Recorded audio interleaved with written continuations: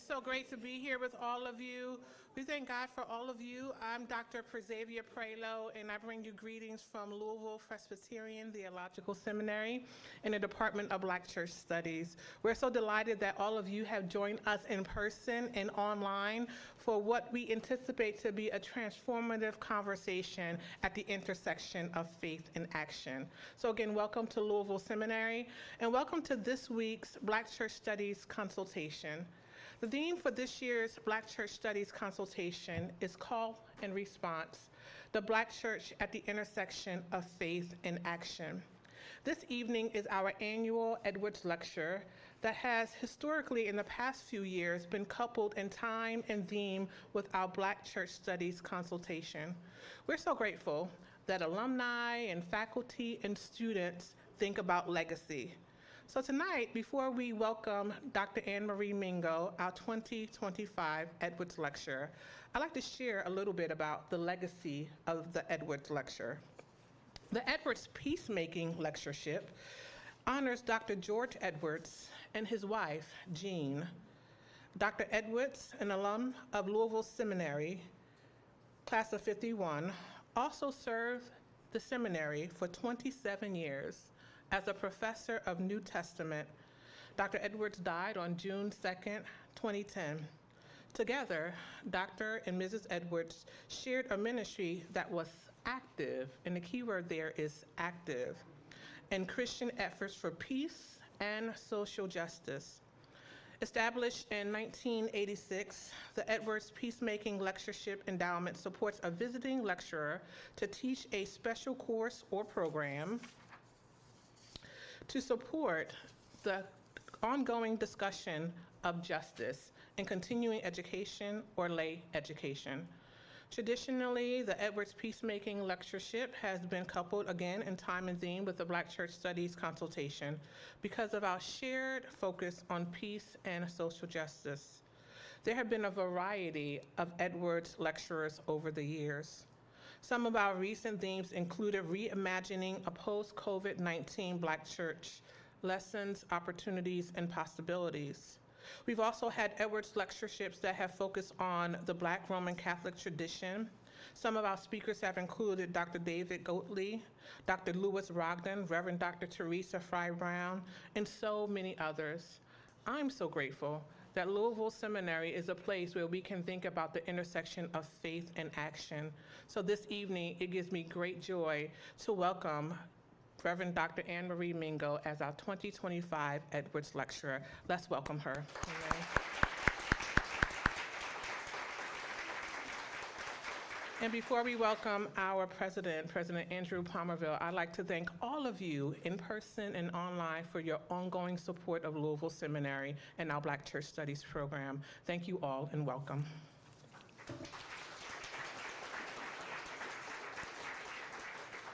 Thank you, Dr. Prelo, and hope you'll join me in offering thanksgiving to all of our committee members who have made this possible throughout the last couple of days. I know a few of you are here. If you don't mind raising your hands, thank you to our alum for making this happen. And then just a thank you to everyone online as well who's participating, and I hope that you can offer some hands up there for Dr. Prelo, who has put together with the Cora over there. We have been challenged the last 3 services that we have had that began yesterday to think about what this looks like as we partner together, not just thinking about how we recognize the Black church, but what lessons are we taking from it? What is that intersection between our seminary, the church out there, and then the world that is certainly in need of some guidance and some supports and some lessons to be learned. I am honored to be in a part of a place that seems to not only wrestle with these questions, but then take the answers and go off into the world and wonder together with our partners near and far about what God is calling us to be in this time and this answer.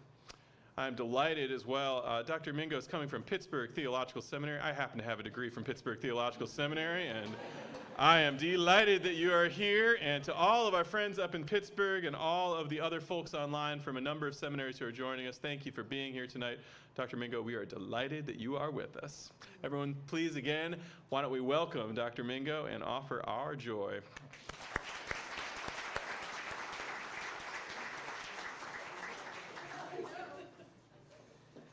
At this time, we'd like to welcome Professor Amina McIntyre, who's a professor here at Louisville Seminary, and she will introduce Reverend Dr. AnneMarie Mingo, and then we will hear from our lecturer. Thank you.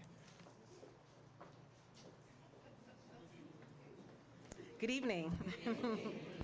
Our guest today is the epitome of living what it means to call and respond. She was called to the academy, so she responded by getting a Bachelor's of Science in Business Administration from Florida A&M University, FAMU, Tallahassee University, Florida, a Master's of Business Administration from Rawlings College, Crumman Graduate School in Winter Park, Florida, her Master's of Divinity from Princeton Theological Seminary in Princeton, New Jersey, and her PhD from Emory University in Atlanta, Georgia. She was called to service, so she is a member of the Delta Sigma Theta Sorority Incorporated, as well as active in numerous academic guilds, including the Board of Directors for the Society of Christian Ethics, and is the co-editor of the Studies in Social Ethics, Ethnography, and Theologies book series with Bloomberg Press. She was called to community, so she responded by being the founder of Cultivating Courageous Resistors Project that works collaboratively to expand the work and equip intergenerational religious activists to help meet critical contemporary needs for social justice. And she was also called to Cultivate Black Women, which is how I met her, through Sister Scholars, an organization that supports Black women with or pursuing their doctorate degree. Today, she has been called to be the Edwards Lecturer, and she's responding as herself, the Associate Professor of Ethics, Culture, and Moral Leadership, and the Director of the Metro Urban Institute at Pittsburgh Theological Seminary. Will you all welcome with me someone who is called and is going to be in response, Dr. AnneMarie Mingo.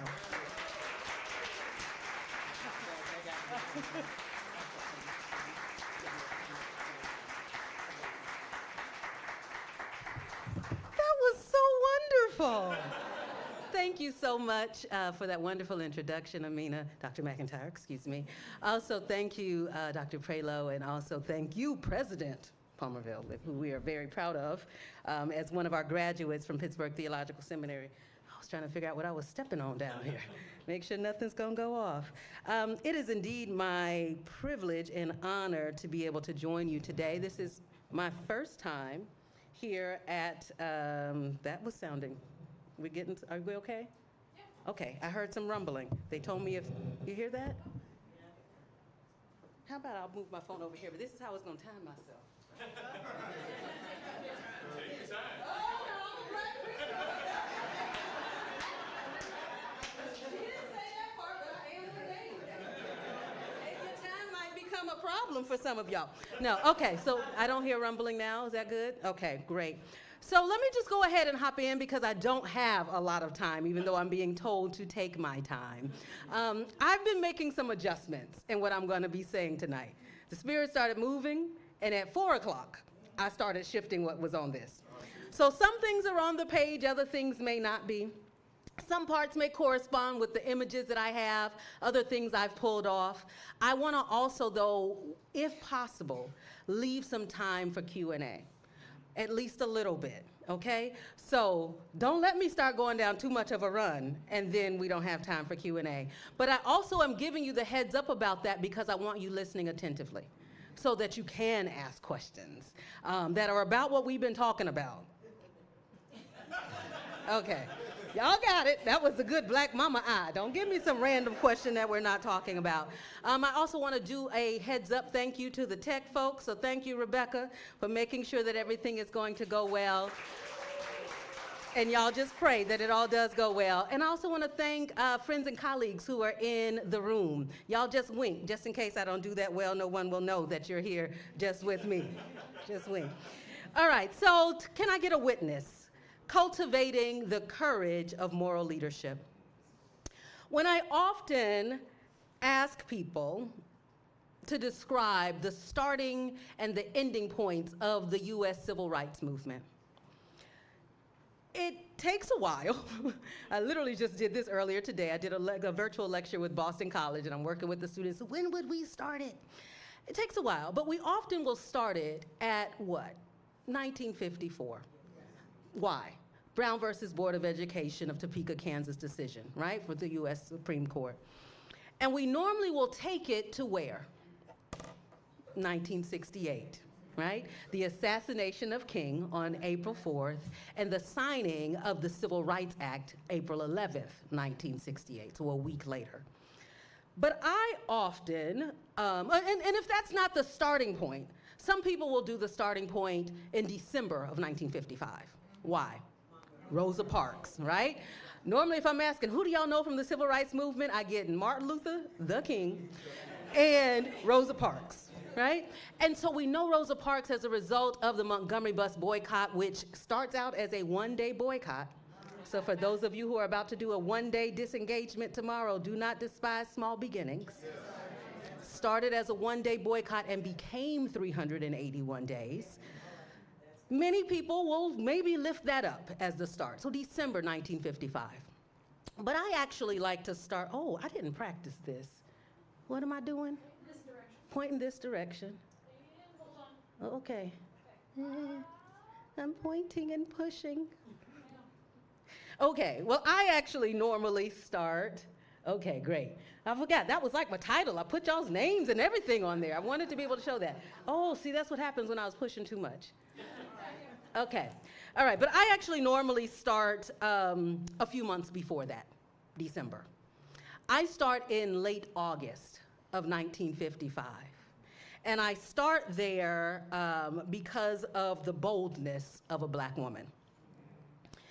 On August 28th, 1955, Mamie Till, at that time Bradley, we now know her as Mobley, had one of the worst experiences of her life when her 14-year-old son, Emmett, was murdered in Money, Mississippi. However, because of her courageous decision to return to Mississippi and to sit in the trial, farce that it was, and her bold decision to have an open casket funeral back home in Chicago because she wanted the world to see what happened to her boy, she caused all of us, whether we were present at that time or present now, to bear witness. To bear witness to the brutality of the South and to check in to see what our faith requires of us. So I use her as one of my main starting points. Till Mobley used something that was very difficult for her as a mother. Just this down a little bit. The gruesome death of her only child, as a way to muster up the virtues of freedom, faith, courageous resistance, and theomoral imagination, which I lift up in my book. But also to bring about a corrective to the blatant wrongs that were occurring in Mississippi and to help move the American society towards a greater good of justice and freedom. She determined that she would not allow her son's death to be covered up in the blood-rich soil of Mississippi.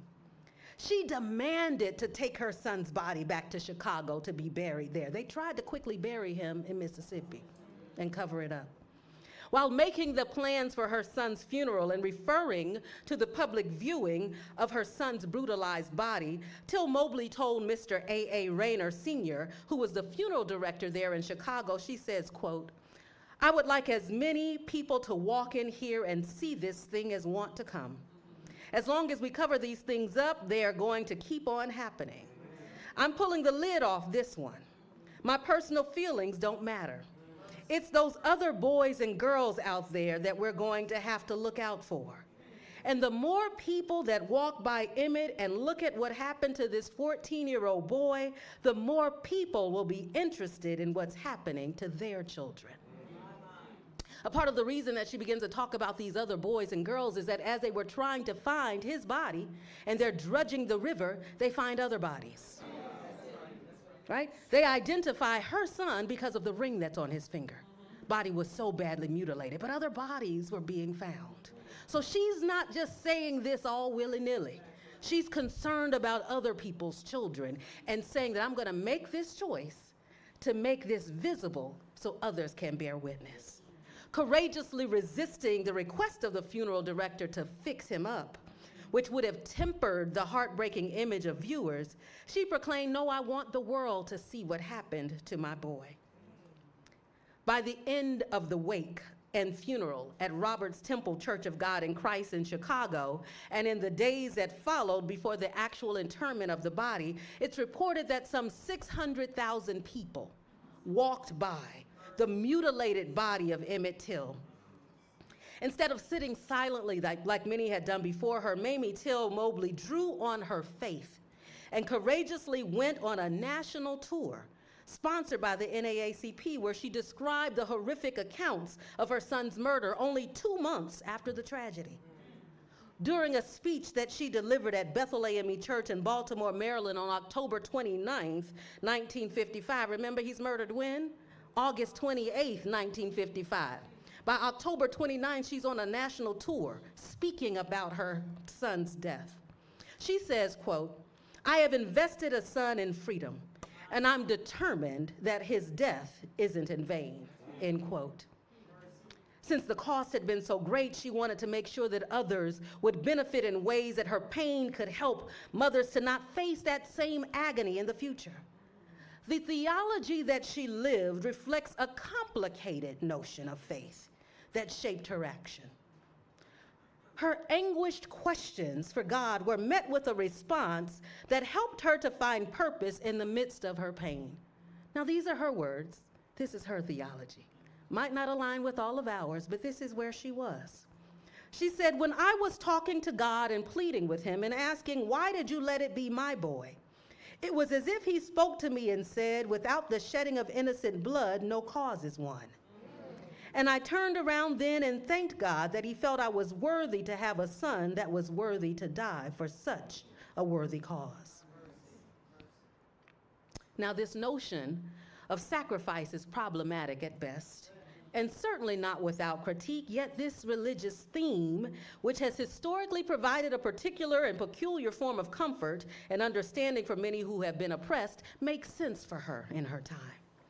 Till Mobley's sacrificial language reinforces the sacramental nature of the violent act that took place, and she made sure that her son's death would not happen in vain.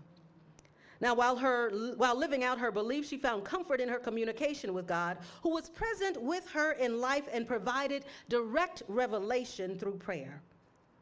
A part of bearing witness, especially as Christians, requires relationship, so that you can make sense of what you're seeing and what needs to be said. This understanding that she embraced through her experience with God was that Emmett's death would not simply have an impact on her, but God wanted to use it to help achieve the ultimate goal of freedom for others. This was a part of her theological and ethical understanding of a God who could use even a cruel and difficult thing for her as an individual to bring about a significant change for the broader society. So a part of this I want the world to see not only meant that she allowed the body to be viewed there at that Church of God, Robert's Temple Church of God in Christ in Chicago, but she also made the choice to make it public through newspapers and magazines. And so we'll get to see a part of how she made this public. Maybe. I'm gonna not push so much. Can you push? There we go. Okay. So this is from the Jet magazine. You can see here her courage. Mamie Till Mobley's courage and actions pricked the moral and social conscience of persons not only in the United States but throughout the world, as the photographs of her son's body in both before and after states were published in domestic and international newspapers and magazines. Through her discussion with the funeral director, we also see her faith and courage as she used her own theomoral imagination to envision a future of social change through her actions beyond her own individual situation. Because she had a hope for other boys and girls that they wouldn't have to fear living in a hate-filled society that her son had encountered. So you can see this is a choice. You see the picture on the left. That's how she sent him down to Money, Mississippi. And this is how he was returned back. She wanted the world to bear witness to that ugliness, to the evil that was there. Mamie Till Mobley's speech at Bethel AME Church in Baltimore just months after the trial, which resulted, of course, in a not guilty verdict. They literally were, having ice cream and, kissing and all the other things. Not guilty verdict for J.W. Millam and Roy Bryant, who were the men who kidnapped Emmett Till from his uncle Mose Wright's home. It illustrates her moral virtues of courageous resistance through action. She would not choose silence as a form of solace.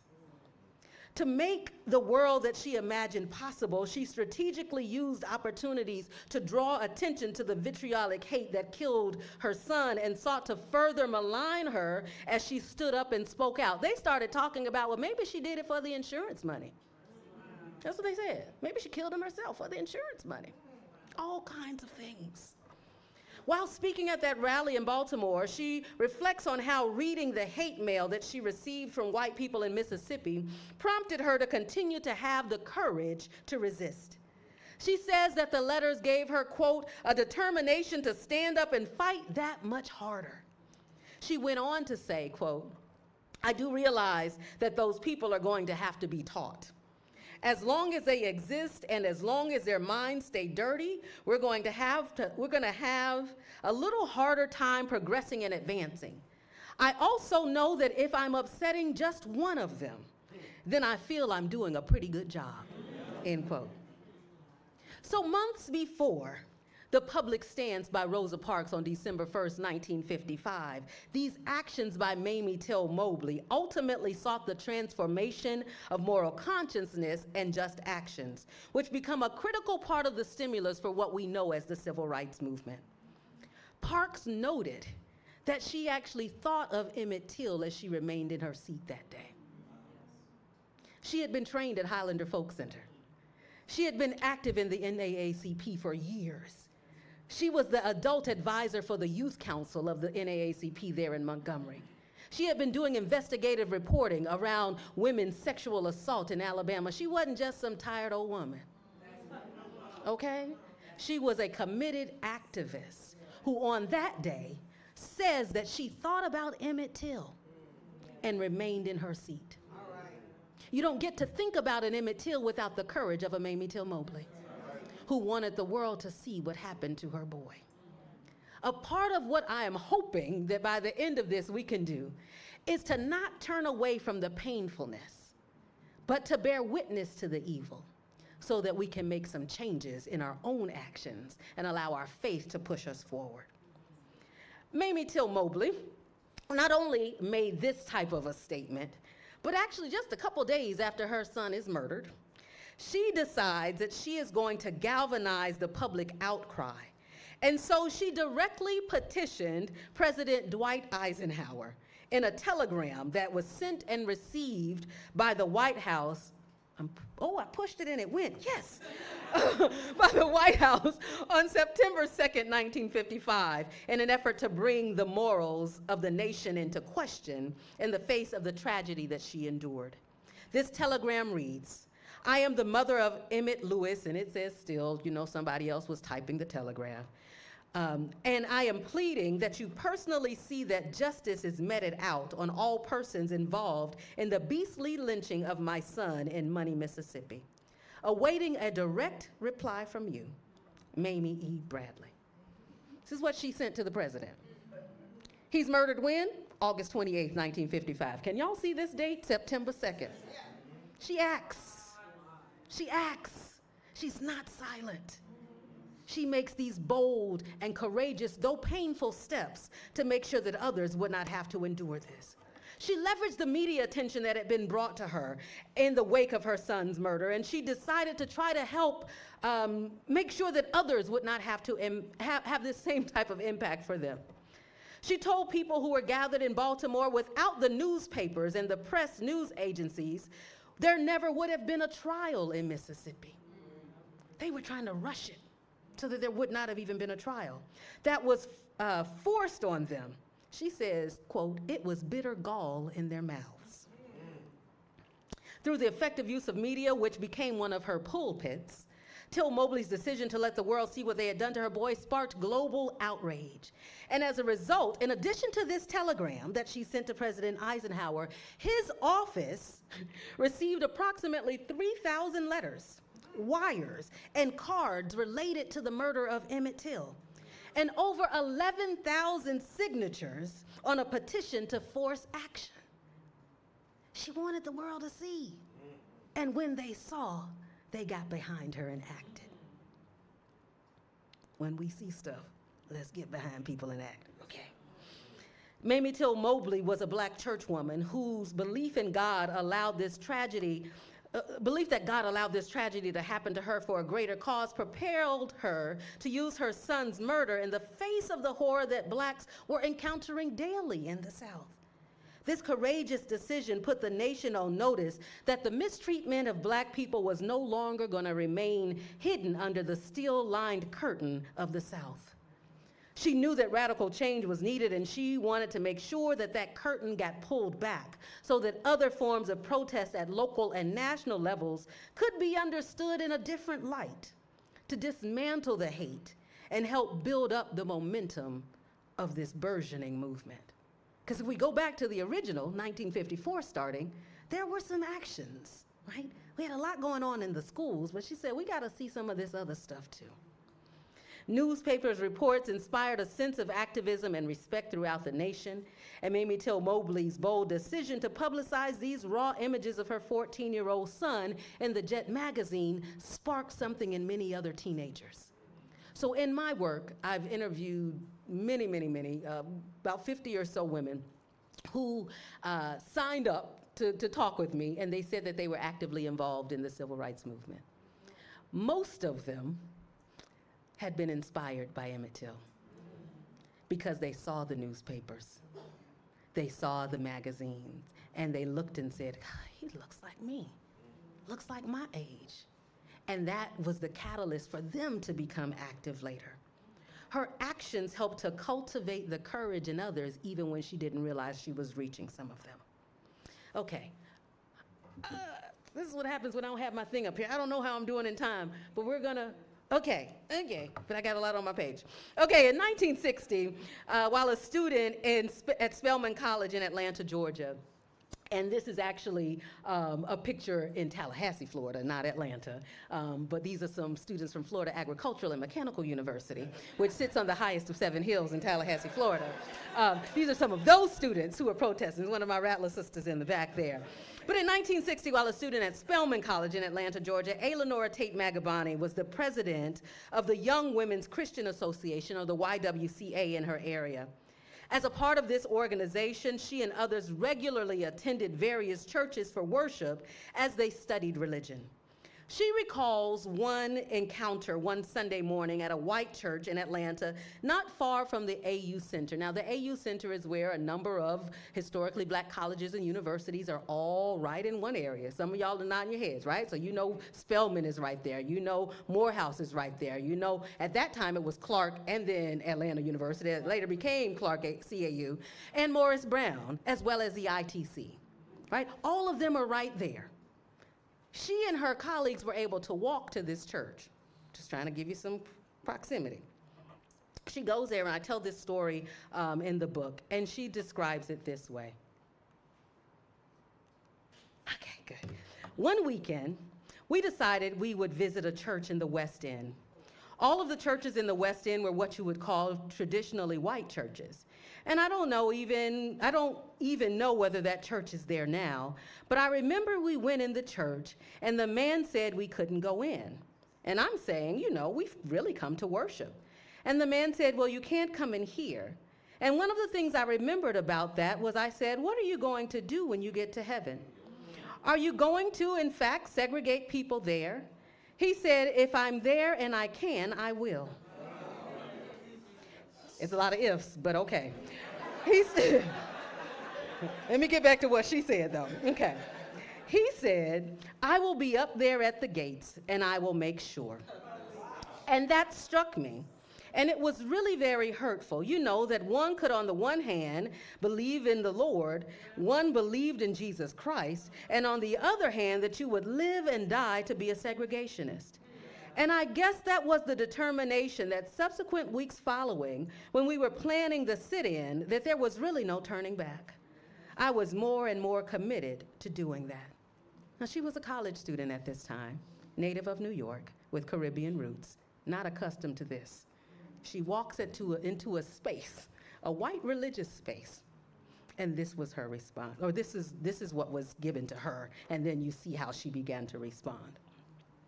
Lenora Tate, at that time, could not understand how someone could profess a belief in Jesus Christ and take such an absolute stand for segregation's racial separation in the church. What kind of God would welcome those types of encounters? How small and narrow-minded must that God be? She envisaged Jesus Christ as the one who brought different people together and spent time with them. She knew the story of the Canaanite woman who corrected Jesus' segregationist views and actions, pushing him to be more open and loving and just. When she said that even the dogs can eat the crumbs under the master's table, she knew that even Jesus could move out of spaces of segregation. Yet when she asked this white man at the door of the church whether or not he would block black Christians from heaven, her challenge did not seem to convict him, as he did not see his desires of exclusive racial segregation in heaven as antithetical to Christian beliefs. He accepted and supported racial segregation and believed that the God that he worshiped did too. We might want to watch some folks' Christianity. Which type? She encountered segregation on the buses and in the stores, but it was this interaction at the entrance of a church that strengthened her resolve and commitment to fight for justice. Martin Luther King Jr. is often, presto magic, Rebecca, there we go, thank you. Because I don't want to push too many times and then I go too far. But he's often quoted as saying that we must face the sad fact, that at 11 o'clock on Sunday morning when we stand and sing in Christ there is no east or west, that we stand in the most segregated hour of America. Today we're not that much different. Segregated by race, segregated by class, and other markers, not simply in our churches, but throughout our society. I can't read that. I don't know how far I have to go.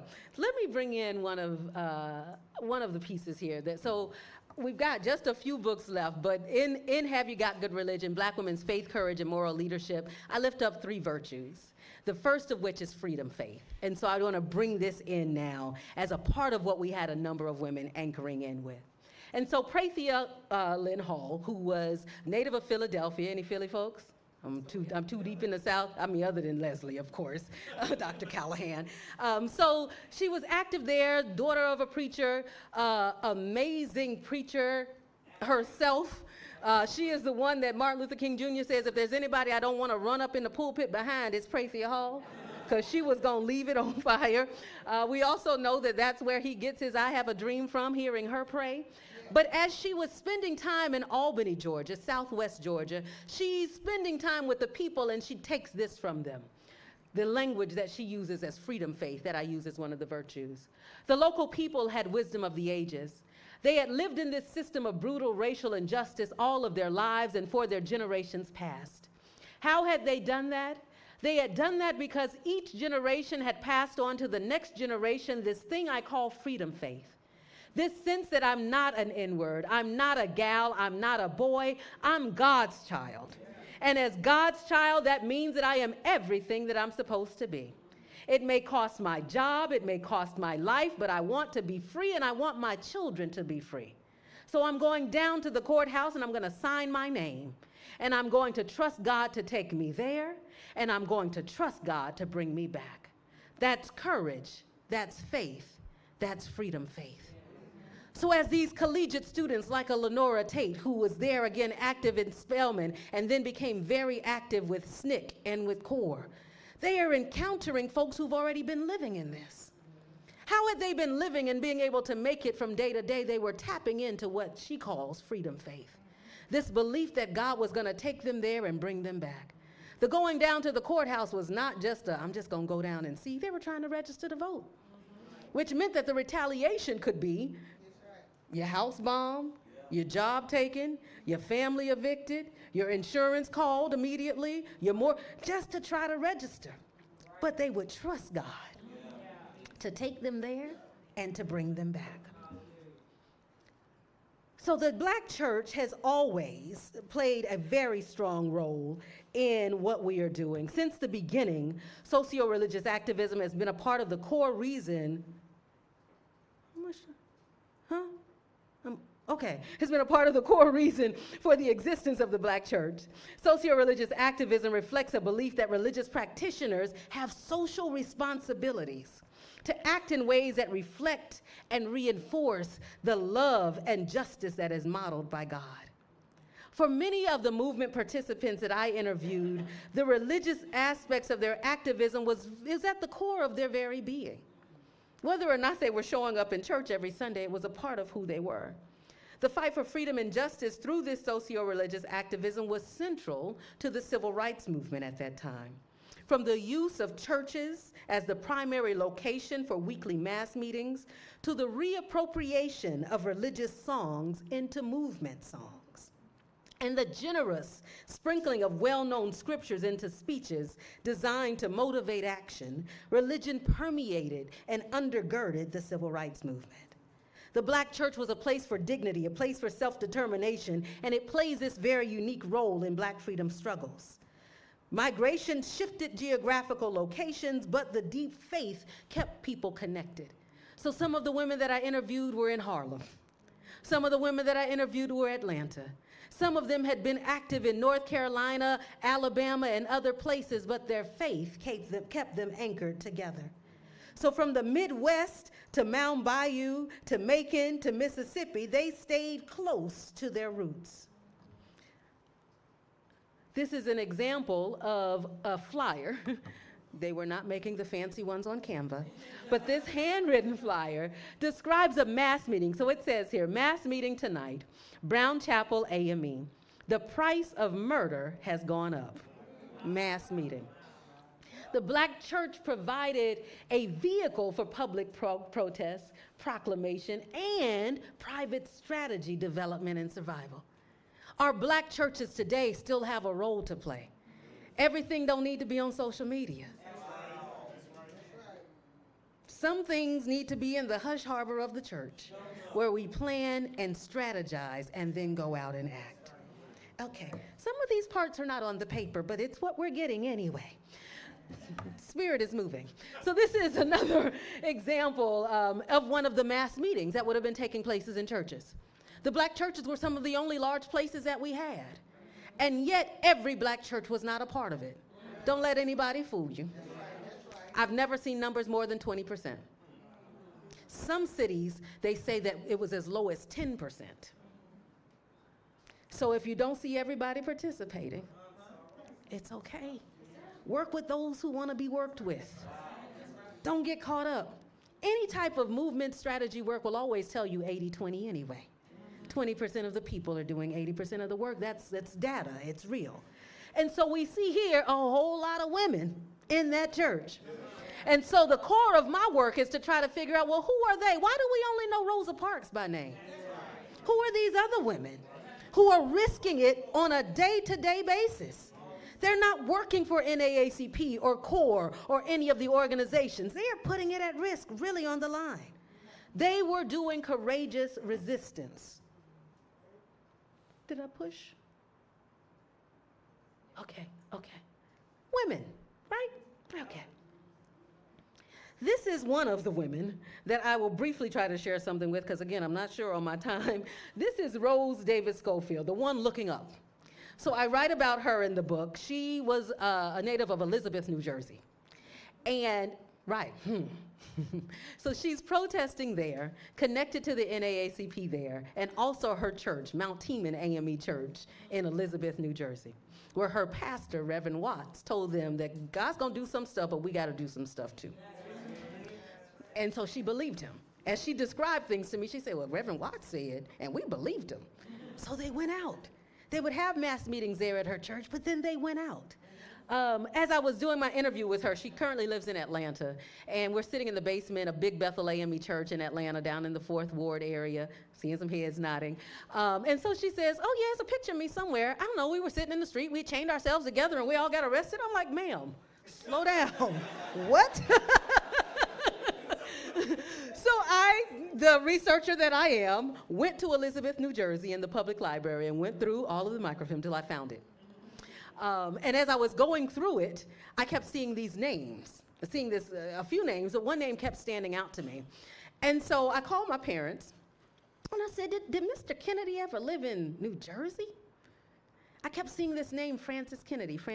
He was the president of the Elizabeth NAACP. But he was also a member of my home church in Gainesville, Florida. He had retired and moved south, and it was the same man. So while she's getting arrested as a teenager, he was the NAACP president. So when she described to me that her grandfather had to sign a consent form so that she could participate, I'd never heard that before. It didn't make any sense. But then I could go ask the man. And I said, well, she told me that they had to sign a consent form. And he said, yes. We did that so that we could have proof that they were not being coerced. You don't get this until you start having conversations with people. And then you come to things like this so that you can learn. See, kudos to Louisville.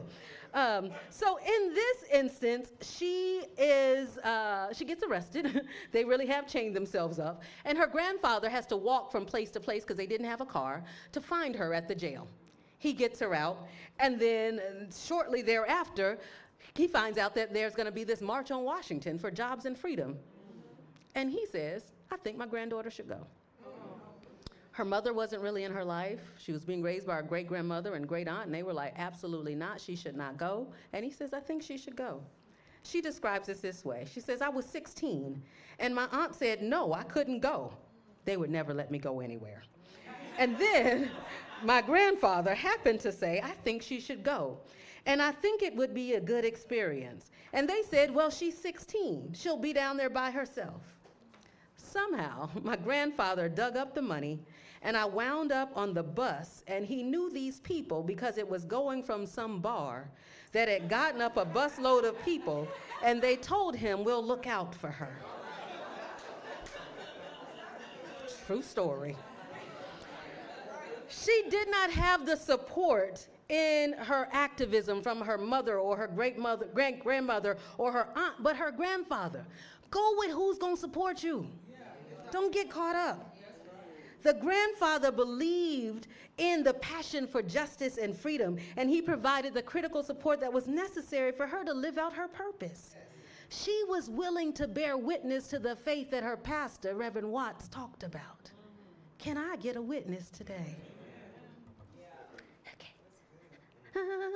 I'm rushing, so I can have time for questions. I'm pushing buttons, thank you. All right, so the second area that I lift up within these virtue ethics comes actually from a quote from Maya Angelou. Now, often we know Maya Angelou for what? And Still I Rise, some poetry, right? A few people know that she was an actress. Fewer people know that she was a dancer. And even fewer know that she was an activist, a Pan-African activist, right? Continental. She's got stuff that she was doing on the continent.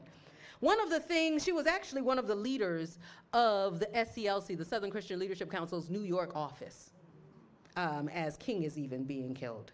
She describes courage as the most important of the virtues. She says, because without it, no other virtues can be practiced consistently.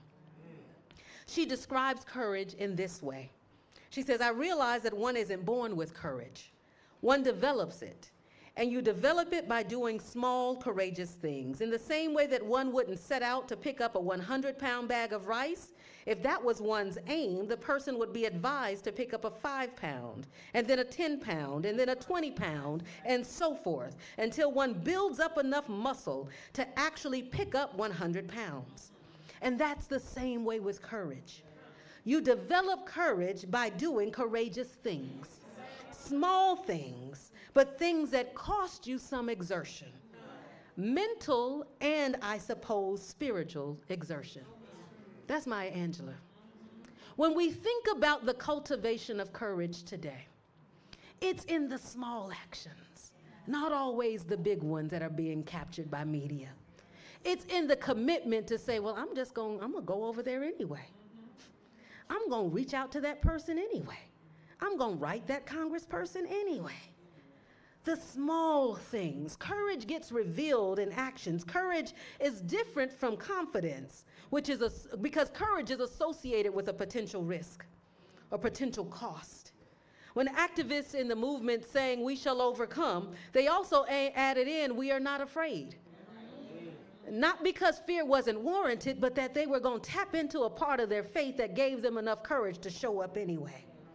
This is a part of what we are looking for today. We'll skip this. The last thing that I lift up as the third of the virtues is what I call theomoral imagination. In philosophy, moral imagination can be understood as the presumed mental capacity to create or use ideas, images, and metaphors derived from moral principles or immediate observation to discern moral truths or to develop moral responses. I, however, perceive theomoral imagination, this is my language that I've created, along a spectrum of sight, imagination, and vision, where what you see gives you the ground from which to imagine more, or at least something different. And then that imagined reality allows you to construct a vision by which to obtain it. Can you get a witness? Can I get a witness? You gotta see something. You gotta see the world better than it is right now. And then commit yourself to do the action. So today I believe that we are called to witness. To witness as in to see the things even if they are ugly and hard, but we are called to be a witness, to see. But we are also called to be a witness, a visible counter to culture. As Christian people, we are called to be a witness of the Christ of love and justice. We are called to bear witness to the goodness of God. To bear witness, you take the risk of exposure, of being seen and potentially being targeted. Y'all know Peter was a witness, got called out on his stuff. I don't know that his response was quite right, but you bear witness to who you're associated with. We're called to do that.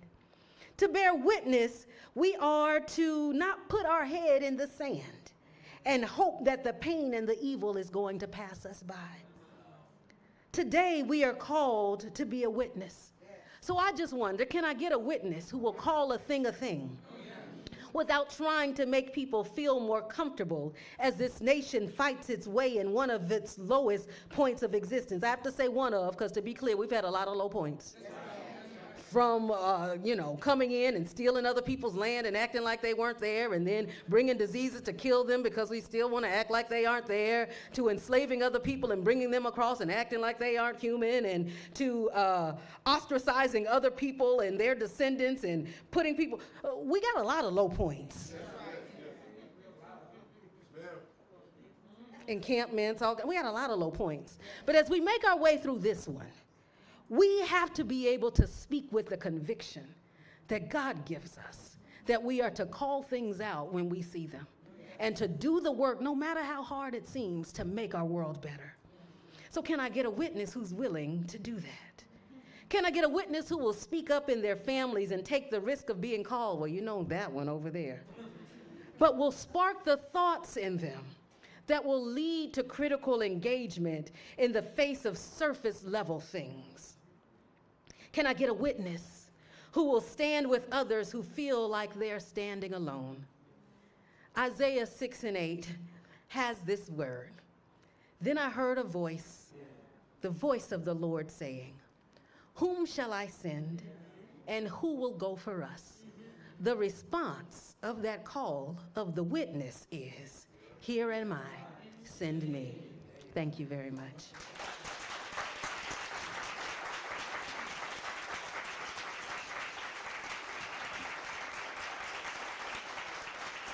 We got 9 minutes.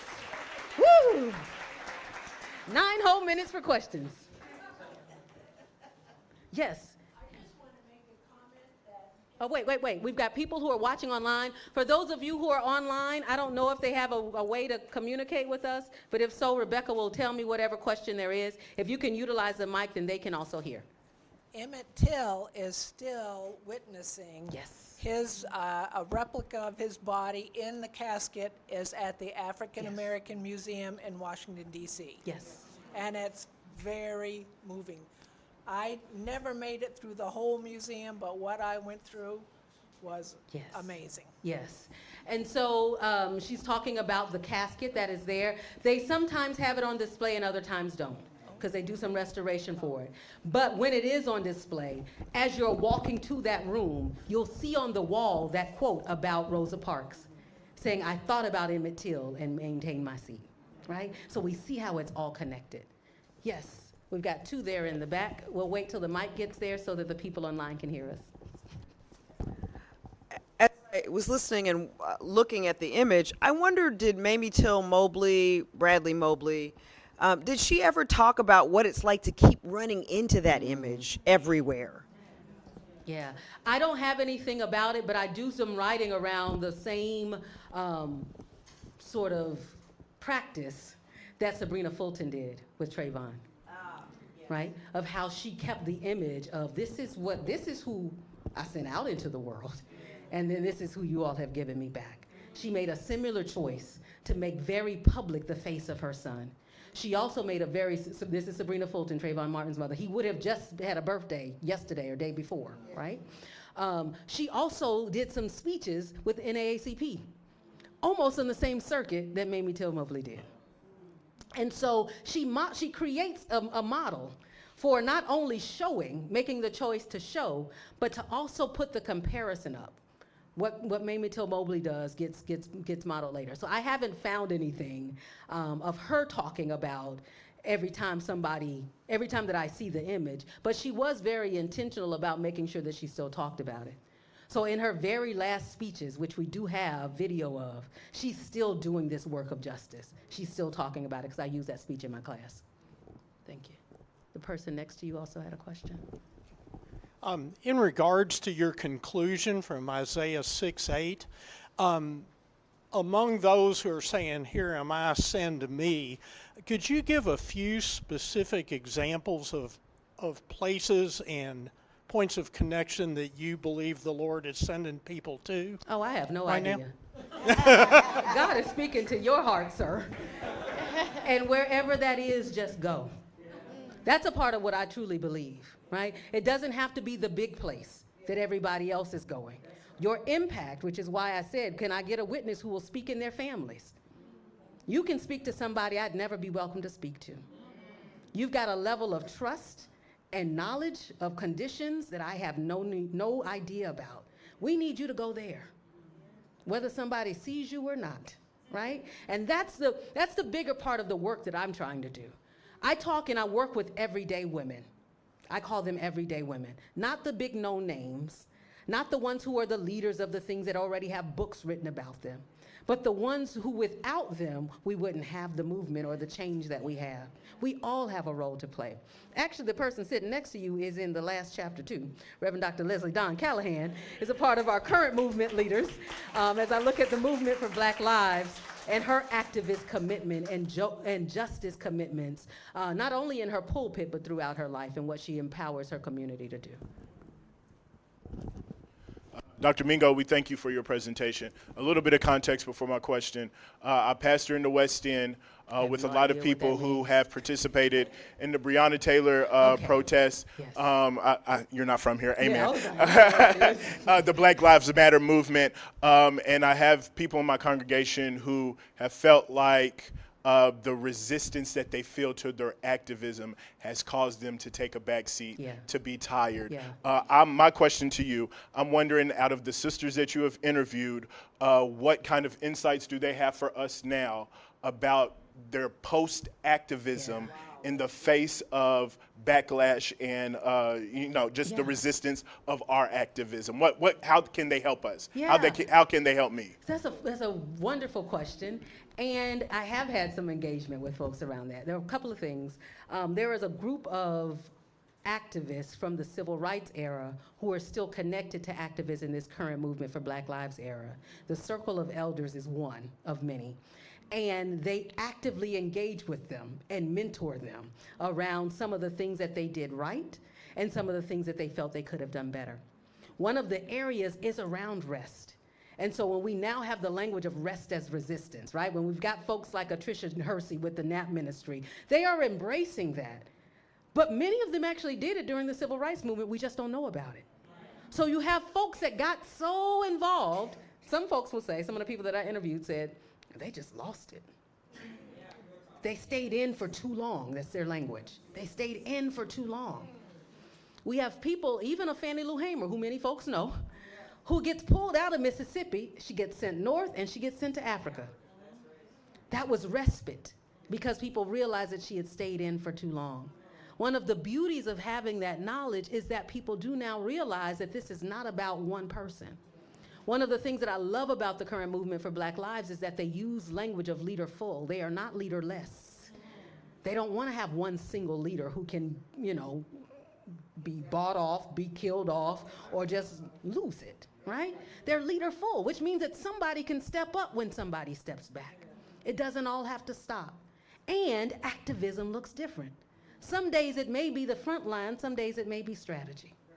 Some days it might be rest, right? And there's power in that too. And so one of the other things I started by saying, where do we normally start and where do we end? 1954, 1968, traditional US civil rights movement, that's what, 14 years? Yeah. It didn't all happen where it was high, high, high every day. That's right. There were many days, many weeks where it wasn't. And yet we look at it as a totality now through the lens of history, and we can take some things away. So tell them to just keep going. You find the next way. Find the next person. And also, when I talk to some folks, I also have to just say, don't let ego take you out. It doesn't have to all be on you. God can use anybody. It's not just you. And so trust that if you have to sit down, that God can raise somebody else up. I got 30 seconds.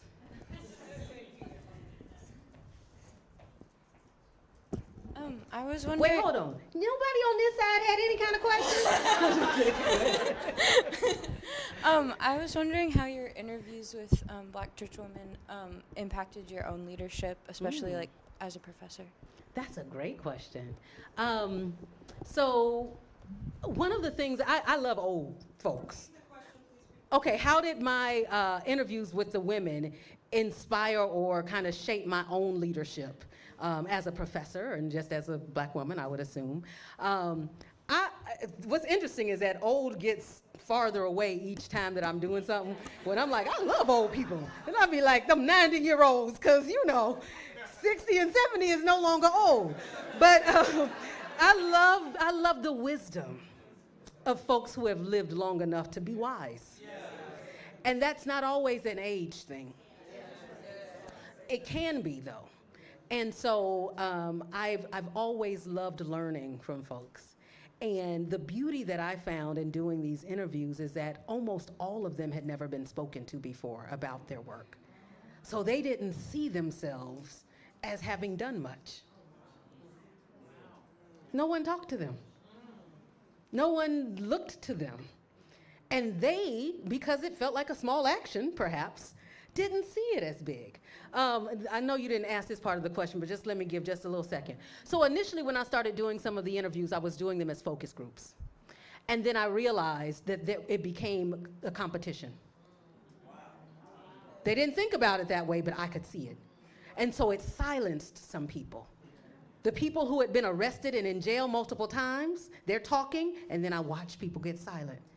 Because perhaps their form of activism was to one day go down and say, I'm gonna drink out of this white water fountain and then I'm gonna walk back. That still is courageous to me, right? And so I had to start doing one-on-one interviews so that they wouldn't feel that.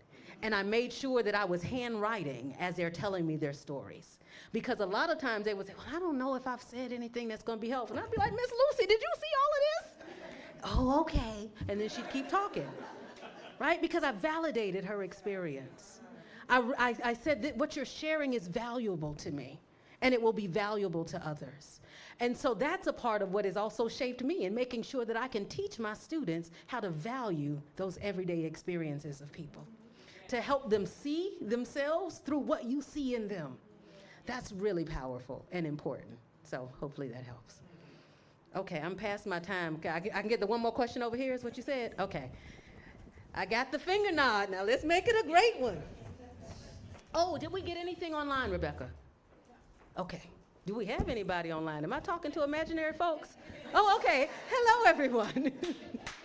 I wondered if Claudette Colvin made your timeline. The 15-year-old Yes, I'm who well 9 aware months of who before she is. Rosamond, and several other women Several actually others. who did that too. Several And the others. reason I'm mentioning that is because these are other unnamed Yes. women who, were important Yes. in the movement, but they Absolutely. aren't talked about. Absolutely. Claudette Colvin actually is quite a bit now. She's got multiple books about her. Now. Almost everybody knows her name now, right? Now. There are other ladies. So last week, I was in Little Rock, Arkansas with the Samuel DeWitt Proctor Conference.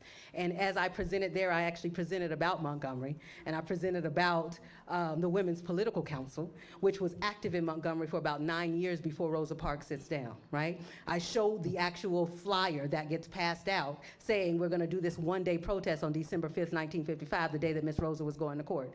How do they get that? I walked through Joanne Gibson Robinson and how she's working at Alabama State and how they're using a mimeograph to get this stuff out. But how, as they walk through it, she lists all of these other folks. She goes back 10 years. Rosa Parks had an encounter with the same bus driver 10 years before. 10 years before, right? So there are a lot of people, a lot of names, a lot of stories. So yes, thank you. Okay, Reverend Prelo, you get to close us out? Reverend Doctor? Okay. Last question. Thank you so much for being present with us and for your lecture, which is always inspiring. So today in African American Religions course, quick little plug, students Oh wait, and I... are there any students in here from the African American Religions course? Oh, we got one bold student. No, we got... Oh, there we go. Oh, They that's wanna- why y'all had these great questions. Okay. Go So the ahead. question that we were dialoguing, just so we don't miss it, is the reasoning, and if you can expound just briefly upon your title, Have You Got Good Religion? And the question is, what's good about good religion? Yeah, so that's how I close out the book, right? So have you got good religion? There you go. Okay. So call and response. Let's bring it all on back. All back to call and response.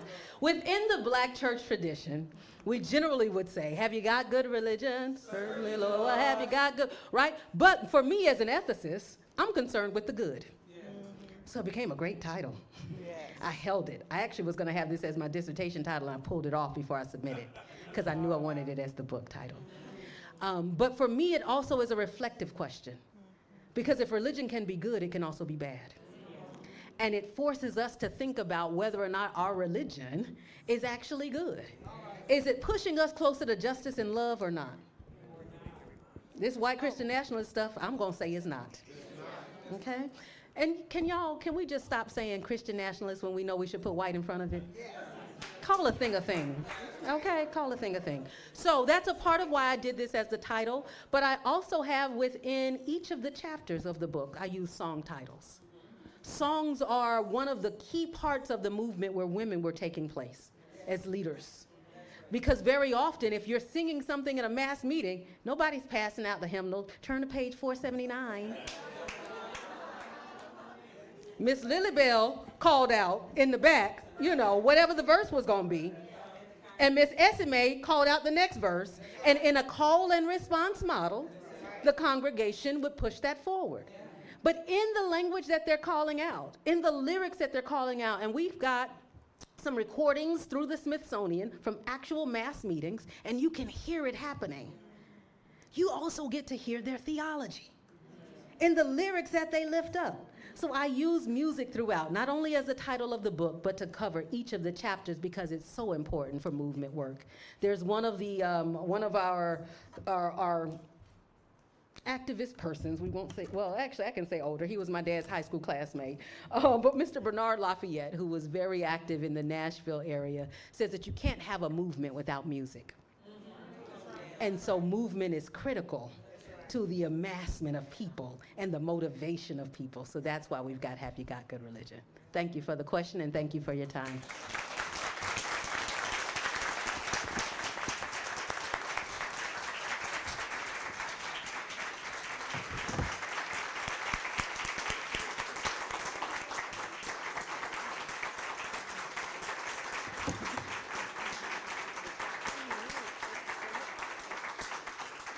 All right, thank you so much, Dr. Mingo. So this was just scratching the surface of the book, I'm sure, but so much of American history. But thank you for encouraging us to form the courage for moral leadership. We need that today, like every day, but especially today, right?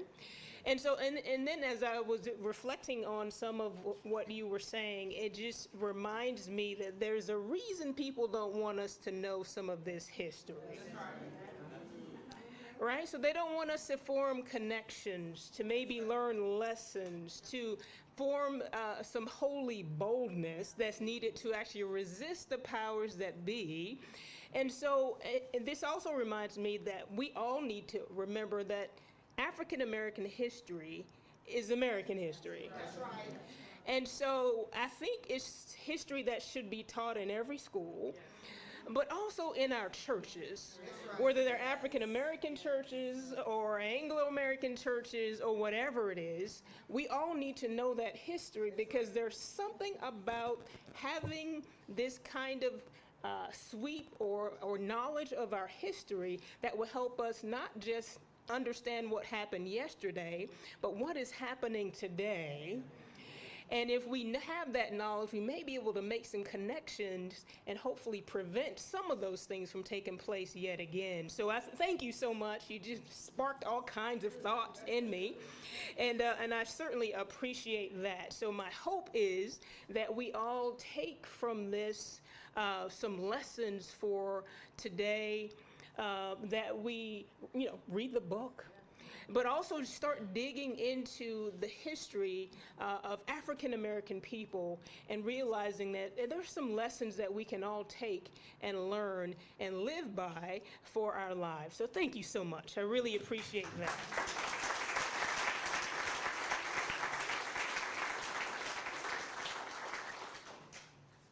Thank you so much, Dean Mumford, Dean of the Seminary here at Louisville. We thank all of you so much for joining us into our lecture, our 2025 Edwards Lecture. Thank you so much for your yes to God and for being a witness. Amen. Amen. Well, thank you so much. I first met Dr. Mingo in an airport on our way to attend the Association for the Study of African American Life and History. Well, we have one more day left for our Black Church Studies Consultation, so we invite you to join us tomorrow. Even if you're not registered, just come. That's okay, amen. We invite you. We have sessions for our consultation where we'll be exploring the topic more fully, the Black Church at the intersection of faith and action. From 8:30 to 2, there'll be a lunch involved as well. And then at 5:30, we have another reception here at the Wynn Center. And then at 6:30, we have a musical program called I'm Glad About It, the history and witness of Black gospel music here in Louisville, Kentucky. So please do join us as you're able. And thank you so much. And we invite you to join us and be a partner all throughout the year. God bless you and God keep you. Amen.